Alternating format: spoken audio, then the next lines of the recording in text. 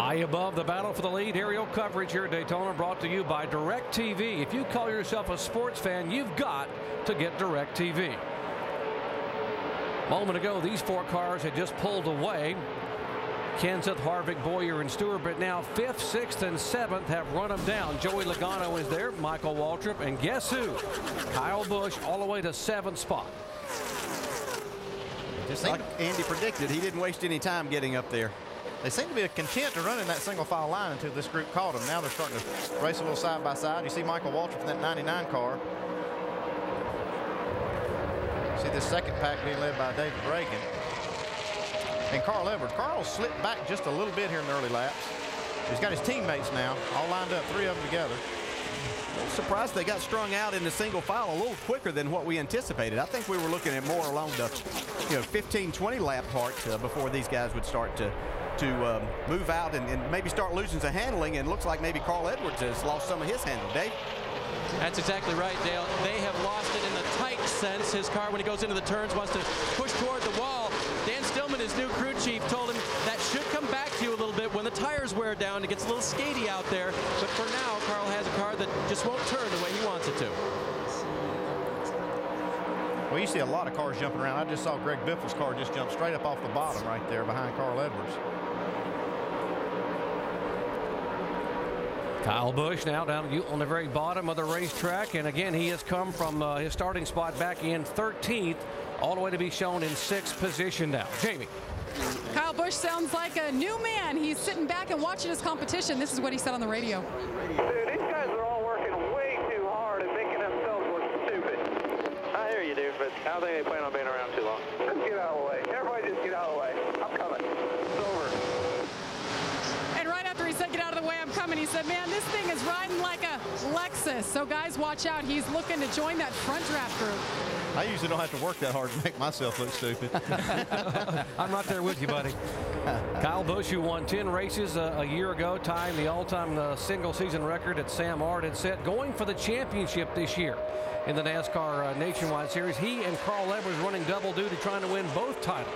Well, he had a 2.5-month layoff, but he didn't lose any confidence over that time, and we really didn't expect him to and don't want him to, because that's what makes Kyle Busch pretty special, and looks like he's got that car right where he wants it. And I think what he's talking about is a lot of these guys are really fighting the cars like Andy was just talking about, and he's sitting there riding. Saw Andy and Tim Brewer in our NASCAR Countdown show. They showed you that actually the Toyotas have a smaller restrictor plate, so which you equated to be, what, down about 12 horsepower? Well, if you just went plate to plate, it's about 12 horsepower. When you start talking about the new engine versus the old engine with the new plate and the old plate, I mean, it's NASCAR's way to even out this competition. And that NASCAR will tell you it's pretty close, and I'm sure it is, but some of the guys think that it might be a little bit of a penalty to have to run that smaller plate.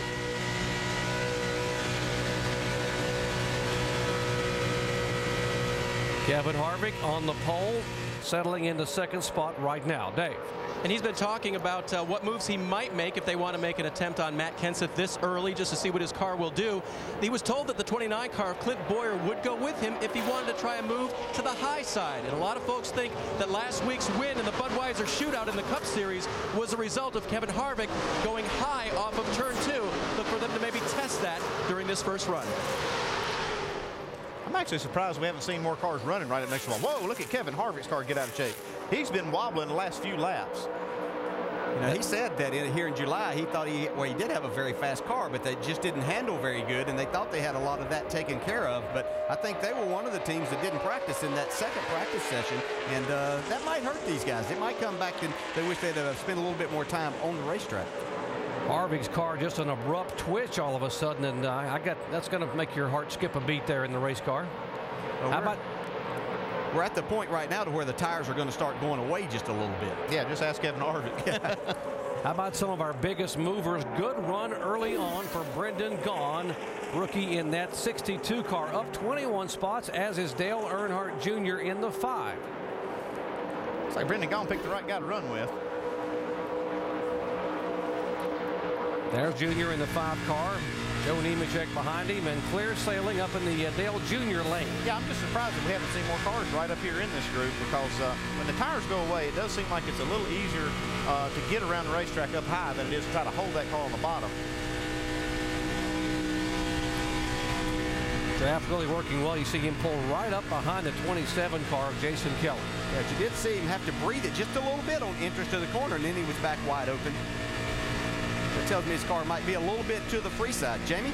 Yeah, he is a bit loose right now, DJ. So they're just reminding Dale Jr., we're on board with him right now, reminding him just to be patient, hang back, and of course, if you're going to tell anybody to be patient at Daytona, Dale Jr. is the man. He's won here 5 times, so his car slowly coming around, but started off a little loose.